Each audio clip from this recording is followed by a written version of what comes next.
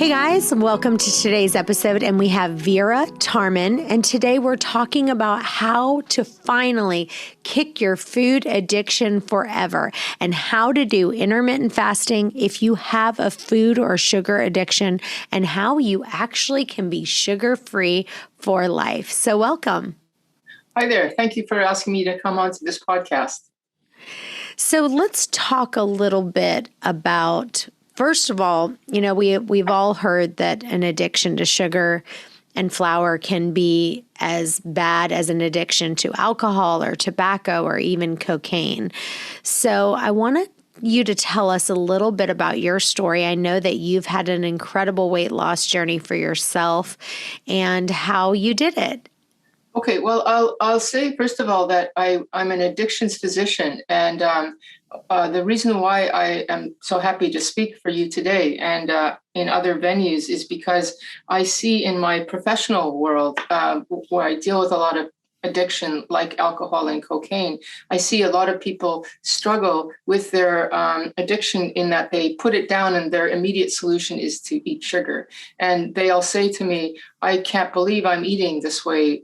I didn't used to eat this way, but now I am. And it's always chocolate bars and it's always chips and it's always things that aren't good for me. And I just can't help myself. And they will say to me, and this is not one person, this is a number of people who have said, my cocaine addiction, my crystal meth addiction was easier to quit than the sugar addiction, which is now developed. And that was something that I saw on a regular basis at work. And it reminded me of my own personal story, where, like many young women in university, I don't think I was overweight at that point, but I thought I was. And I got into a binge purge cycle. I got into a cycle of trying to lose the weight and then finding that every time I lost the weight, I gained back more. And so I ended up in medical school gaining 100 pounds more than I am now. And at that time, I thought, like so many people, I guess that's just my genetics. That's just the way it goes. I can't help it. And it wasn't until many years later, reading addiction stuff, seeing these people in front of me, that I connected my own dots. And at that time, there was already some writing that was talking about, this is just a valid addiction in the same way as a cocaine addiction is. So it kind of all merged together maybe 15 or 20 years ago. And I followed my own advice, and it's worked since then.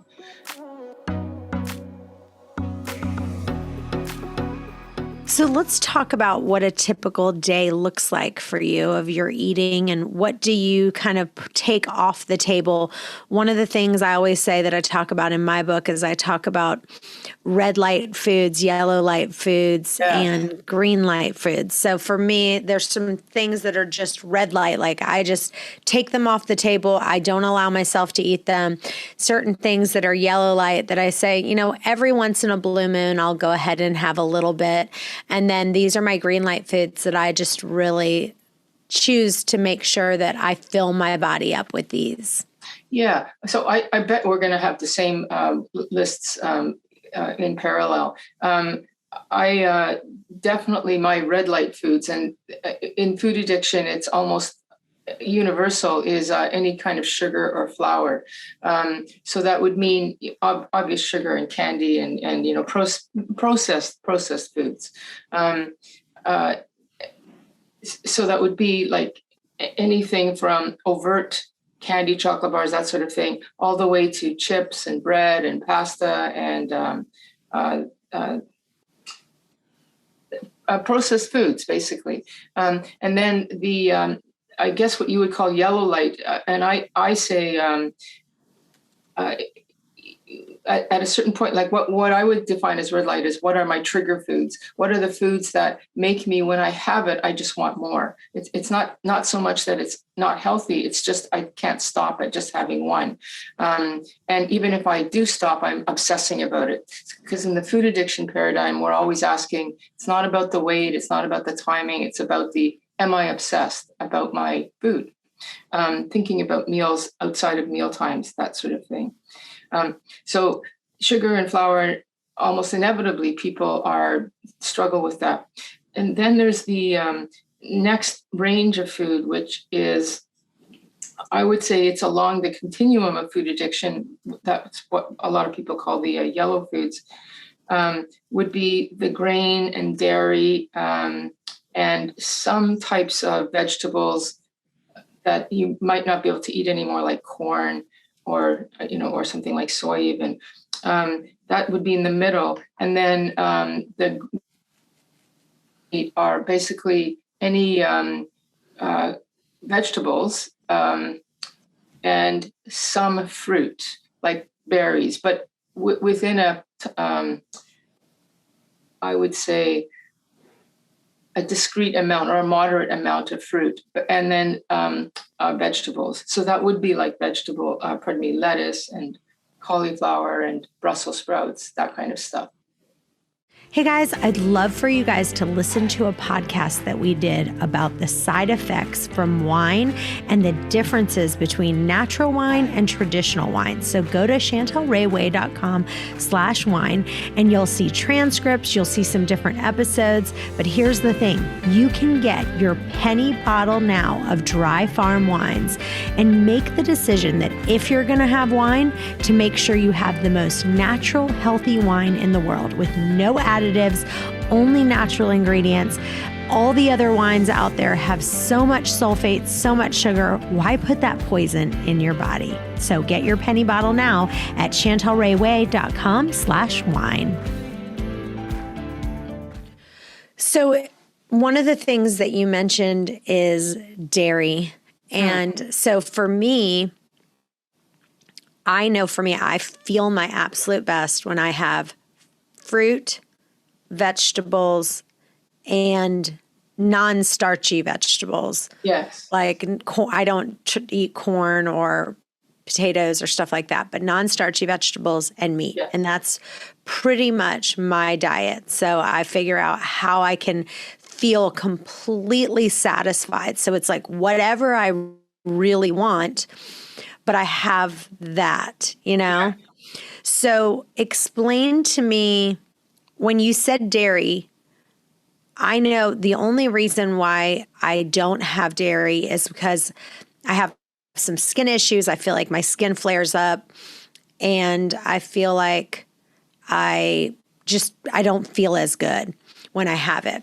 So, but what I'm hearing you say is you feel like there's people who, when they start eating dairy, they just can't stop. So when maybe they start having cheese and it's like they're going to have 3 blocks of cheese before they're ever going to stop. So can you expand on that?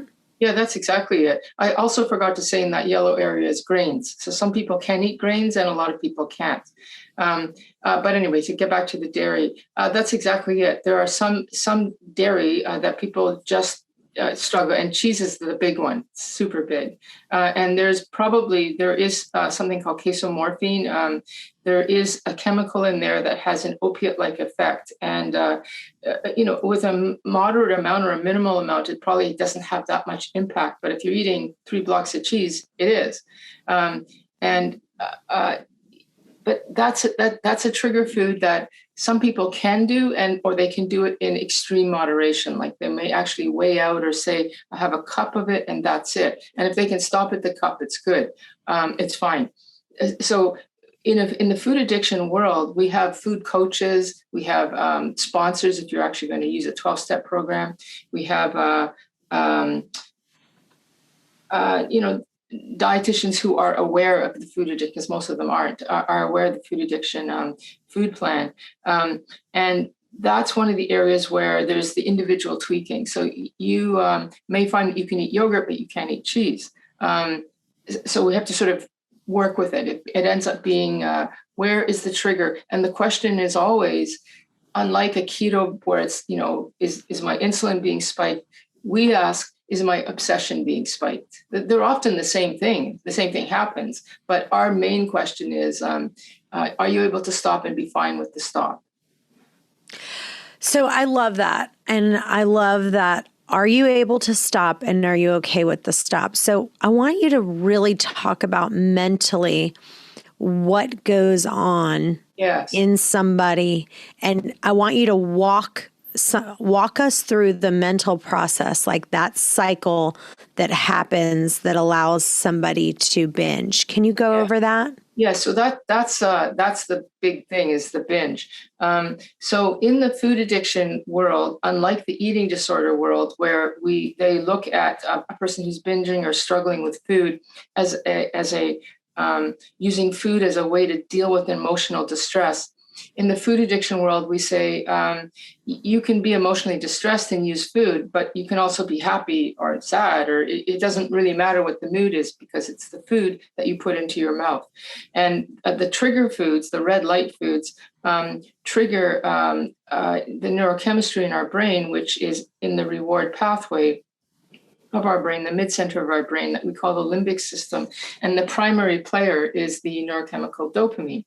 And dopamine is the neurochemical that we all have, and that is attached to food, so that I know my dopamine is turned on, as it were, whenever I'm starting to think about, fantasize, prepare, look forward to something that I'm going to do, like maybe eat.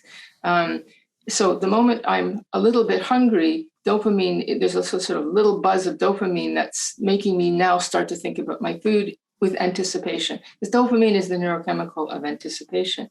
So hunger can actually spur that on, which is one of the things that I hope we talk about a bit later. But also, the way to turn that on is to take a drug, which is, dopamine. So I take a drug, whether it be sugar or tobacco or alcohol, cocaine. And if I take it and then I still want more, that means that the dopamine has been enhanced. And the whole thing about addiction is that it's an abnormal, heightened dopamine response. So somebody could eat sugar and feel the pleasure of sugar and maybe, I'm looking forward to the rest of this plate. But for the food addict, which is the impaired dopamine response, they now want it even more. And then the more they eat, the more they want, even if they actually don't want it anymore because they're full or they're feeling sick. The dopamine is so high that, and the expression of that is the feeling of want. Sorry. So I can take a drug, and I've had people say this to me, crack, I don't even want it, and I'm still wanting it, which is the dopamine. I'm feeding, I'm overfilling, I'm to the point where I have to purge, I have to throw up because I'm so sick, but you still want it. It's like an itch that can't be scratched. That's the obsession, and that's dopamine. And we see that sugar enhances that. So I'm fine. I'm sitting here. I have a little bit of sugar, and now the switch of dopamine turns on. And that's why we use dopamine as like a diabetic would look at their sugar or their insulin response. We're looking at our dopamine response, and the dopamine is want. Do I want more? Then the dopamine is high.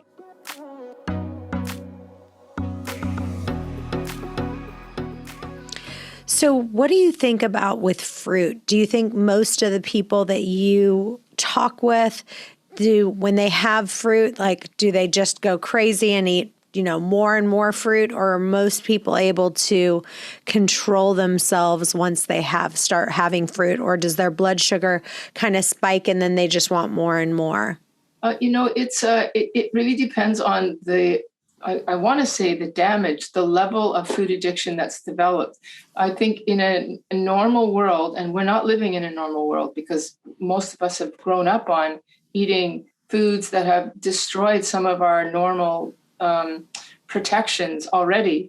But in a perfect environment, the fruit, the food, the vegetables, the fruit and vegetables have within themselves enough structural components so that I will only eat as much as is safe for me to eat. Like, it might be cherry season, and the first day I go crazy, or watermelon, and I eat a ton of it. But the next day I feel sick, and I'm not going to do that because I'm eating it within the structure, all the fiber, all the fluid, and that's fine. If I have an addiction and so the dopamine is there, and I enjoy the dopamine, but there's enough other stuff happening to keep me, the checks and balances are in place. When the checks and balances are off, then that desire for sweet, even though I'm full, I'm not going to want to eat more watermelon now. I might still want more, but I might then say, you know what, I need something else. Now I want something else, something sweeter, something where I can get more of the dopamine, but not feel as sick. So it depends on where you are. So if you can eat, some people can eat watermelon. And this is where the food coach fits in, is to say, how were you when you had that? Just like some people can eat that stuff, but if they're not diabetic, they're okay. But if they are, those foods have to go off. So there are some foods that are just too, like we don't encourage bananas, for example, far too sweet. We usually discourage cherries, but berries are not bad. Blueberries and strawberries aren't bad. They might be for some people, though. Hey guys, I really want you to join our Intermittent Fasting and OMAD Facebook group. We're doing tons of giveaways right now for posting your before and after pictures and just for posting a question in there. We're giving away free protein shakes, some digest aid, all kinds of fun stuff. So please join our Intermittent Fasting and OMAD Facebook group. The link is in the show notes. So how do you stop denying yourself and start enjoying life with mouth-watering healthy foods and changing your mindset? Because I think the number one trigger that I think leads to a binge is the feeling of being denied. Exactly. So can you expand on that? I will. That is a really important point. So, first of all, if you're sitting there, going to Starbucks and you look at the lineup of all the treats there, and you're on a diet, you've started your diet, it's going to feel like denial. So those are not real foods. Those are sugar concocted. I mean, we call them drugs. They, the fructose and the glucose, all the stuff that it's been engineered in such a way that you're getting far more than the liver and the brain can handle, and the pancreas can handle. So you're getting overwhelmed and you're getting this dopamine response. Then when you don't have it, that deprivation is deprivation, but we call it withdrawal. It's the same as the alcoholic really wants a drink the next day because they want that morning drink to sort of quell their anxiety and their shakes. And the cocaine addict they don't want to crash, so they want to keep using. That is called withdrawal. And that withdrawal lasts the same as any other drug, 2 or 3 weeks. And then the feeling of deprivation is gone. So, you think about it's quite possible that somebody can walk into that Starbucks a year later and look at that stuff and go, oh my God, that is just disgusting. I couldn't eat that. I'd feel sick. What they're not sitting there going home feeling deprived. They're then going to, just exactly using the words you used, to their meal, which is delicious and exciting because it's fruits and vegetables, which is what our body was made for. Like we have enough dopamine. This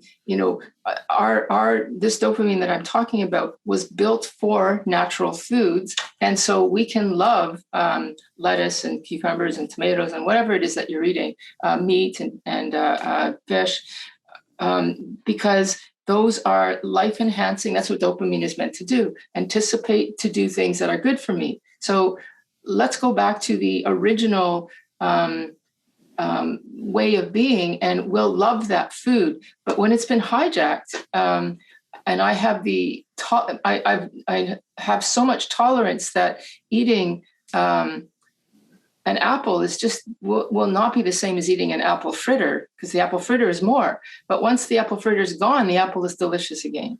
So what most people call deprivation and denial, we say is withdrawal, and it will pass. So we just have to help people in that first few weeks.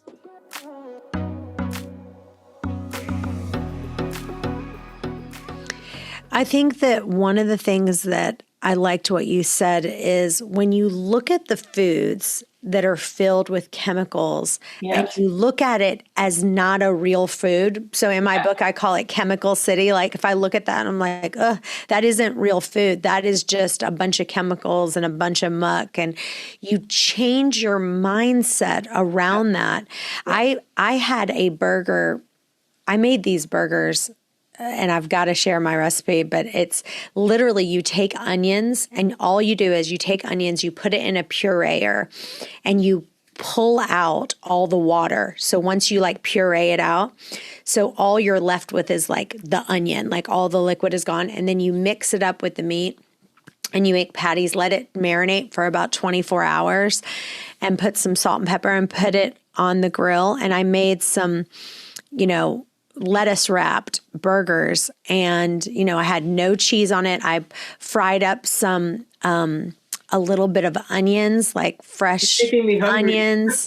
Yeah. And tomato and fresh pickles. And it was just to die for. I mean, literally everyone was like, that is the best burger I've ever had. And so when you're making yourself these meals that, it was with grass-fed beef and it was just like amazing. And when you can make yourself those meals and you feel so good, you're like, this is the best thing ever. Like, why would I ruin it with a bun that is old, stale, and made, it just it didn't need it. And can I ask you a question? Yeah. When you finished that burger, did you want more and more, or weren't you satisfied? I was perfectly satisfied. I had one burger and I think we had Brussels sprouts and broccoli. So we had a side of Brussels sprouts, a side of broccoli, and that lettuce wrapped burger. And we were it was great. My son and my husband literally looked at me and they were like, that is the best burger I've ever had. Yeah. It was that good. And see, so what you did there, just to illustrate this, is you followed sort of our natural, the way that we're supposed to enjoy, the way that dopamine was built, which was to make you go to the effort to do all that work that you did, the squeezing out of the liquid and the frying it all up and all that stuff. And then you had the pleasure of eating it, which is dopamine too. And then you were satisfied. The dopamine did its job, but there wasn't more in there because it wasn't chemical and it wasn't engineered to be more, so that you would want more and more and more. If you had the bun, I bet you would have wanted a little bit more of something, even though you're obviously full. And that's what we're looking for when we talk about food serenity and food sobriety. It's these are the terms what we use in the food addiction world. We want to be able to want the food enough to look forward to it, enjoy it like you just described, and then be able to put it down and move on to the next thing. Hey guys, I'm so excited. My new book, One Meal and a Tasting, is out now. And if you order the book on Amazon, just the regular paperback edition, if you go in and make a review, you will get the audio book for free. Send a copy of your receipt to questions@chantelrayway.com and you'll get the audio book right away. I love that term that you just used, food serenity, because that is just really like, you kind of, like you said, when you're done eating, you want to feel like, I'm done. I'm at peace. I'm not like, oh my gosh, I need more. And like that anxious feeling. Right? Yeah. And you're not feeling deprived. When I hear somebody say deprived, I'm thinking, what are they eating? Because something is pushing that button that shouldn't be. So let's talk about intermittent fasting a little bit. And just so you know, for me personally, when I was in my early 20s for probably 4 years, maybe more, I can't remember. It was really when I was going through college. College was a very stressful time for me. I was getting my degree in math, and math was always very easy for me. So like I could, in high school, I'd do calculus with my eyes closed. But as you start getting into higher levels of math, it gets really hard. And then I was thinking, oh my gosh, what am I doing? Like, why am I a math major? This is getting really tough. And then then I started turning to food for comfort because I was so stressed out. I was like the only girl with like one other girl and possibly with all these guys. And I just felt out of my league and out of my comfort zone. And I got straight A's in school and never tried. So I then just started turning to food for comfort. and I created started becoming bulimic because I was like, oh my gosh, I'm scared, I'm gaining weight. Yeah. And then I would just, then eat, 10 donuts and throw them up. And then, I've struggled with food addiction and bulimia, and thank God I haven't thrown up since, back when I was in college. But I really want to talk about what you have to do to get yourself to the point where you say, I'm not doing that again. And I'm kind of drawing a line in the sand that says, I'm not crossing that line anymore. Yeah. So I think one of the things that's really important is, I would imagine this is, I don't know if it's the same in the intermittent fasting world, is that with the food addiction, it's about the obsession. So like I'm searching for that experience that you described, where you're hungry, you eat, you're full. That's the pattern we want. And if so what we're always trying to do is, like a binge is a binge just because you're so freaked out about your environment, and so you need to eat to kind of distract yourself? Or is it that you're trying to get that dopamine pleasure to soothe? And it's not just dopamine, it's endorphin, it's serotonin, it's a few other neurochemicals, all of which are meant to make us feel good and safe and happy. And if you're using food for that, you're using food for a neurochemical like medication. And medication in that food in that way, you become tolerant and then you become dependent. It's not a good plan of action. So if you, the way that you described it, the way that you did it, even though there was a lot of eating disorder patterns like binge eating or bulimia, I bet you that there was a lot of food addiction as well, because you weren't binging on Brussels sprouts, you were binging on crap. Right. Your chemical toxicity stuff, which is giving you that drug high. And oh my gosh, I got lost. Where was I going with that? Well, we were talking about just how to tie intermittent fasting. Yes, and right, like right. for me personally, intermittent fasting is such a great tool, because I believe for people who have food addictions, it's really powerful. I've seen so many people helped because they understand, like, I'm not even starting to eat until, let's say they say, I'm not eating until 12 o'clock or I'm not eating till 1 o'clock. Now, all of a sudden, it really is like, okay, well, we don't even have to think about food right now. I'm taking that off the table. And that is a freeing experience right there, and giving you that serenity, food serenity right there. Absolutely. So what you've done is you've removed the expectation, which is the anticipation, which therefore you can't obsess about. So that's what I was actually going to. If you're doing the intermittent fasting for weight loss or only, and similarly with food addiction, you're trying to deal with your issue. You're saying, oh my God, I'm eating too much and I'm gaining weight. If the focus is on weight loss, it won't work. It just will not work. And I don't think it will work for intermittent fasting either, because people will end up abusing that tool by fasting more than they should, for example, or something like that. And similarly with food addiction, it's about what are the foods, what are the behaviors that make me obsess. And if you say, I can, like I said earlier, hunger triggers dopamine, but eating cereal triggers dopamine even more, because it's just crap, it's chemical. So if you can figure out what works for you so that your desires are appropriate, which means you can live with them and not be obsessed. That's the plan that you have to follow. In the food addiction world, where we're not necessarily using intermittent fasting, I tend to see that as a medical intervention, like for diabetes and sugar, which, by the way, so many people in our society have. I think it's Robert Lustig who just published his book on the sort of disease of the world. He said like 80% of us have metabolic syndrome, which includes diabetes or the beginnings of it. So intermittent fasting may well be the essential first step, just to reset the whole sugar insulin profile. But aside from that, the idea of how do I manage my obsession? You can do 3 meals a day. I do not think grazing is a good idea. I do think that there should be a window of time when you're not eating. We're both in agreement with that. But I'm of the mindset that whatever meal plans you follow, that you all of them, and that there's nothing in between. Like you do want to have a time when, like you said, the debating society is quiet. I'm not eating now, so I'm not even thinking about it.